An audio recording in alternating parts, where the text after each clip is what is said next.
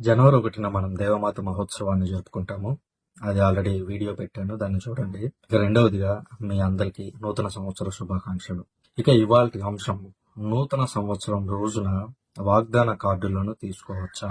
దీనికి సమాధానాన్ని పరిశీలిద్దాము. కాథలిక్ చర్చ్ తరపున దీని మీద ఎలాంటి ఆదేశాలు లేవు. ఇది ప్రొటెస్టెంట్ సంఘాల్లో ఎక్కువగా కనిపిస్తూ ఉంటుంది. వారి నుంచి మన శ్రీ సభ విశ్వాసులు కూడా దీన్ని తీసుకొని పాటిస్తూ ఉన్నారు. ఇలా తీసుకోవడం రైటా రాంగా అని అంటే, కొద్ది సంవత్సరాల క్రితం వరకు నేను దీన్ని వ్యతిరేకించాను. అలా తీసుకోవద్దు అని కూడా చెప్పాను. అలాగని ఇప్పుడు నేను తీసుకోండి అని చెప్పట్లేదు. టోటల్గా విషయాన్ని పరిశీలిద్దాము. ఇందులో మొత్తంగా 5 అంశాలను పరిశీలిద్దాం. మొదటిది, వాగ్దానాలు అన్ని బైబిల్లో నుంచి వస్తున్నవే. అవన్నీ ఏదో ఒక సందర్భంలో దేవుడు పలికినటువంటి వాక్కులే. దేవుని వాక్కులోని ప్రతి పదానికి తప్పకుండా శక్తి ఉంటుంది. దాని ద్వారా దేవుడు మనతో మాట్లాడగలడు. కాబట్టి వాగ్దానాలను తీసుకోవడంలో ఎలాంటి తప్పు లేదు. ఇక రెండవది, ఆ వాక్యానికి ఉన్నటువంటి నేపథ్యాన్ని తెలుసుకోవాలి. నేను బైబిల్ని చదివాను కాబట్టి ఏదైనా వాక్యం చదివితే దాని చరిత్ర అంతా నాకు తెలుస్తూ ఉంటుంది. కనుక ఇది నా జీవితానికి సరిపోతుందా లేదా అని నేను చెక్ చేసుకుంటాను.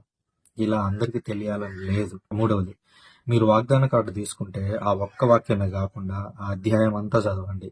లేదా ఆ వాగ్దానం ఎవరికి ఇచ్చారో ఆ వ్యక్తి జీవితం అంతటి గురించి బైబిల్లో చదవండి.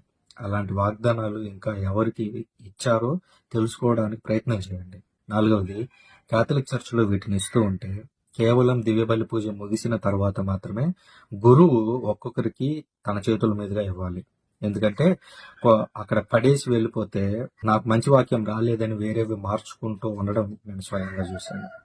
ఇక ఐదవది, బైబిల్ మొత్తంలో దేవుడు చేసిన వాగ్దానాలను మీరు చదవడం మానేసి ఎవరో సెలెక్ట్ చేసి ప్రింట్ చేసిన వాటిని తీసుకోవడం వల్ల గొప్ప ఆధ్యాత్మిక ప్రయోజనం చేకూరుతుంది అని చెప్పలేము. ఇది పసిపిల్లలు పాలు తాగడం లాంటిది. మీరు బైబిల్ మొత్తం చదివి బిర్యానీ తిని అరిగించుకునేటువంటి ఆ స్థితికి చేరుకోవాలి అని కోరుకుంటున్నాను. మీ అందరికీ హ్యాపీ న్యూ ఇయర్.